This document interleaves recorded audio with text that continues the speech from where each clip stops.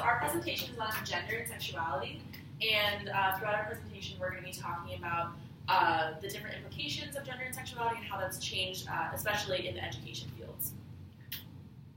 Okay, so our first aspect of this is that we are going to show a part of a documentary called Race Without Gender. And in this documentary, it is in Sweden, where they have developed a gender-neutral pronoun called hen, and where their education system is a lot more gender-neutral. And so this is just a little snippet of an example of a kindergarten that implements the filmmakers of the Lord of the Rings comes a vision of our future. I think this is... Morning. I helped Del get Mika and Nico ready for kindergarten. Ready? There we go. Do you need to rinse it out? No, you don't rinse it. Don't you rinse it? No. Oh my god, that's how much I know about parenting, Del. Do you want to wear this one? Or this one? You want this one? Okay. We're going to go with the red and black theme today then. Good idea. Today, är du hon, han eller hen idag?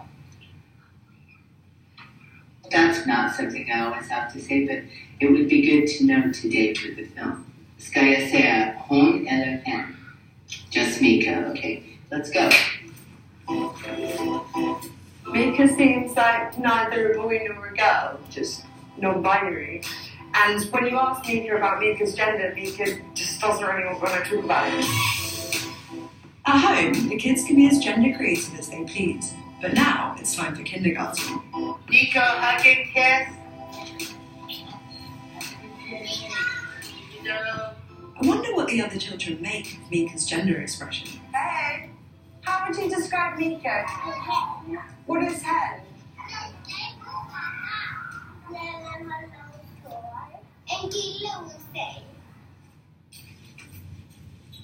What do you want to be when you grow up?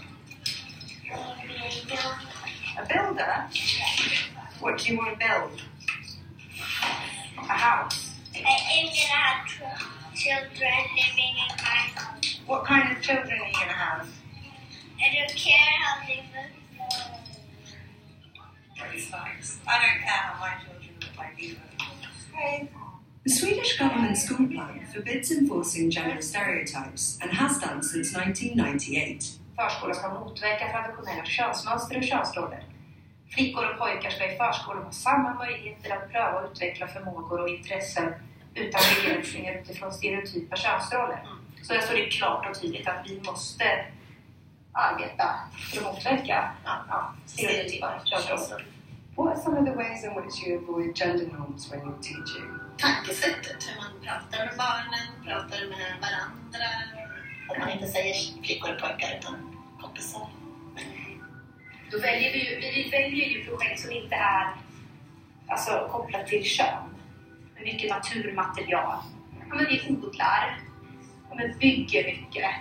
Vi har djur, inga dockor. And what does this say? Det här är supermjuka hjältar. Ja, men superhjältar, de kan vara som vanliga människor. Spiderman måste också gå på toaletten. Men lilla bebisen. So these pictures are basically breaking down the boundaries of different stereotypes. This is like a soft father figure. Precis. Och tvärtom då? Sleeping Beauty says no. Ja. Lesbian. When it comes to gender creative teaching, the most influential person in Sweden is Lotta Ryden, who started the country's first gender-neutral kindergarten. So welcome into Egalia. Here, how would you describe Egalia? It's all about democracy. For children to have the right to be what they are, what they feel like they are, regardless of gender, class, sexuality. It's about anti-discrimination. Do these dolls have a gender? No, not what we can tell the children, but the children, they play, they never ask. It's not important for the children. Here's the office, and I'm going to show you what we call the whole life spectrum. Okay. We tend to divide this life spectrum into two pieces, one for boys and one for girls. more often pink is for girls and blue is for boys, when we call a boy cool and strong.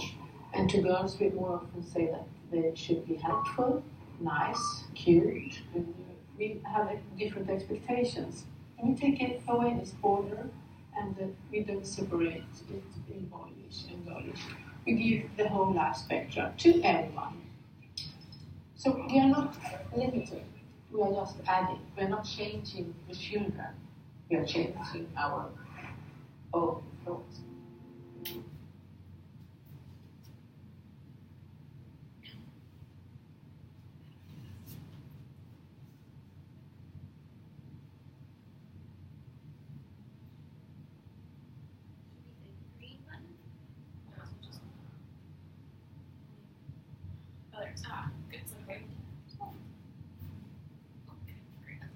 Good. So sex is the biological component of all of this, and it's based on one's physical characteristics. It's often confused with gender, but the two are not synonymous. The distinction, like historically, has been that there's a binary of two sexes, which is male and female, divided on the basis of reproductive organs. But however, today we know that sex is made of many different components, such as chromosomes, genitals, hormones, and it's a spectrum rather than this binary.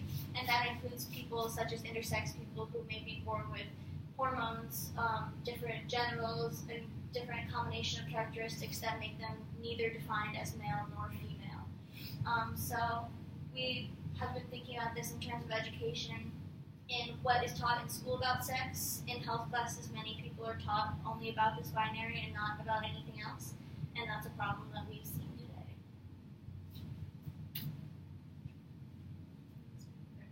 And then we have the concept of gender, which is not actually equivalent to sex, something that a lot of people still, I think, struggle with and is not necessarily taught.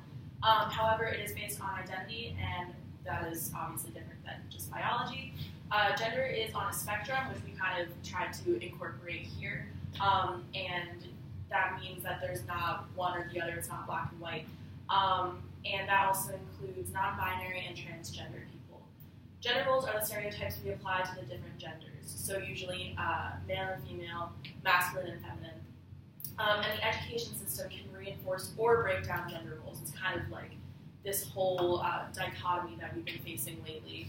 And transphobia is still a prevalent issue, and preferred pronouns are an important part of gender identity and should be respected, especially in schools and with growing minds and children.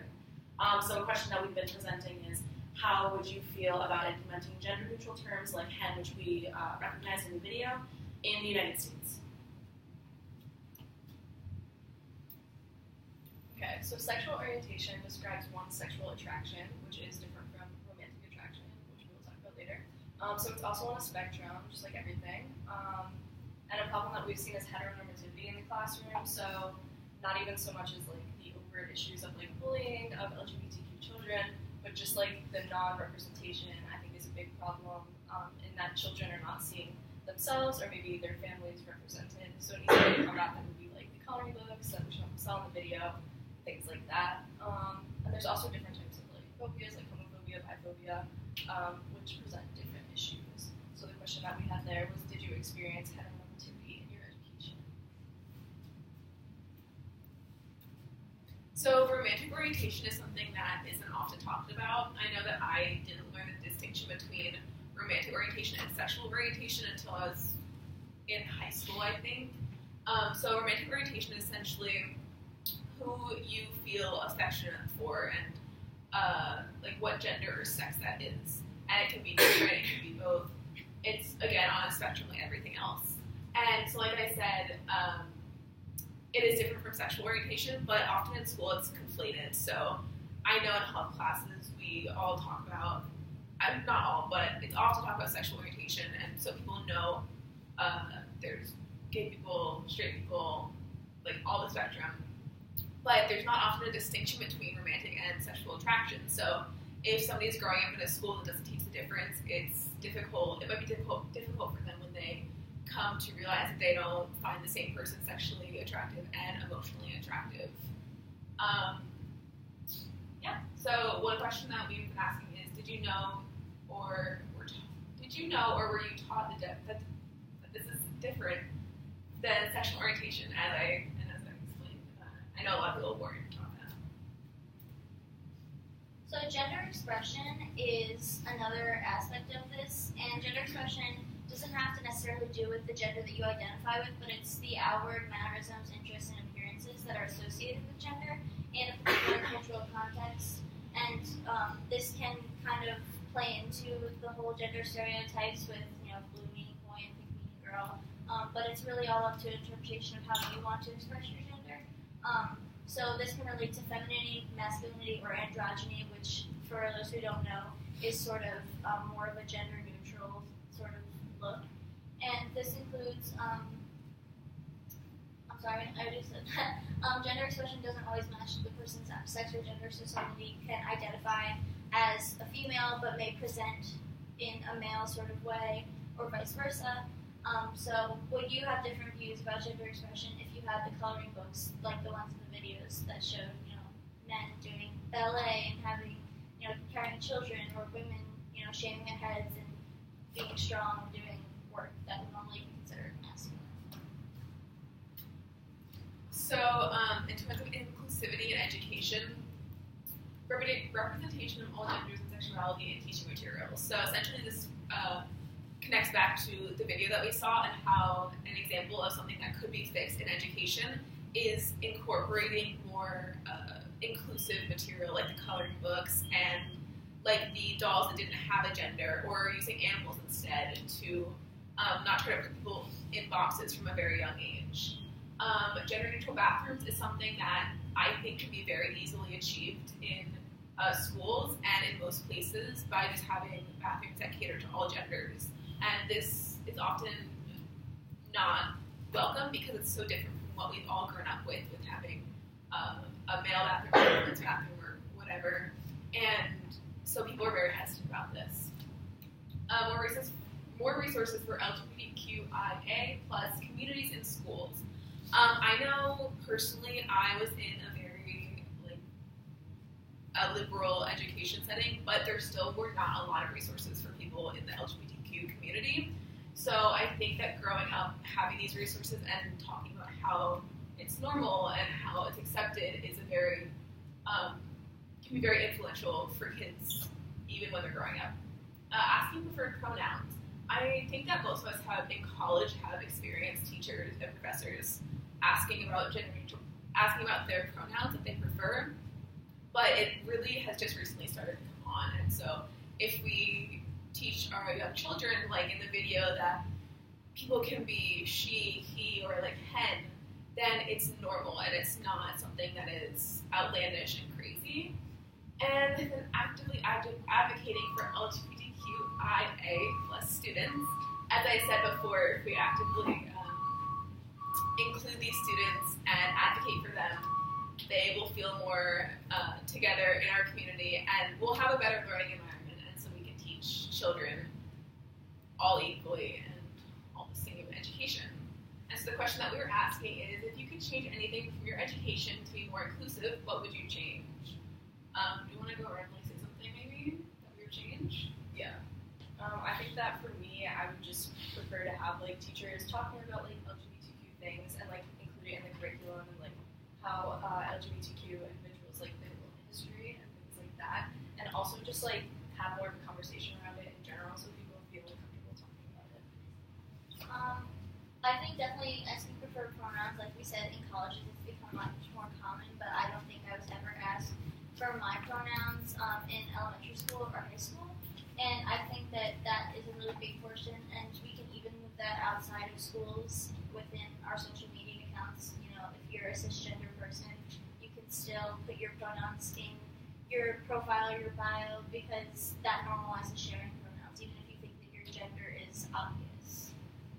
I think also recognizing a lot of really important things like pride events and simple things as just a GSA program and things that can be included in the social networking of a school, along with things like incorporating into curriculum, would definitely have completely changed the inclusivity of, I think, a lot of LGBTQ people in education. Yeah, and like Morgan said with the putting it in LGBTQ history authors who are LGBTQ for like reading and more women authors, and just make it more normalized and kind of promote this idea of acceptance rather than just sticking to like classics that we all have to read. I think is very important. I was going to say also in terms of history, we often skip over issues that affected the LGBTQI community. I don't think I ever learned about the Stonewall riots in my history classes, and those were very historic moments, as well as even if you think about something that's widely covered like the Holocaust. I didn't even know at first that the Holocaust didn't just include Jewish people, it also included people who identified as another gender or sexuality than what was considered the norm, and as well as many other minority people. So it's important to include those people when we're talking about the oppression that has occurred in the past. Thanks for your references. Thank you.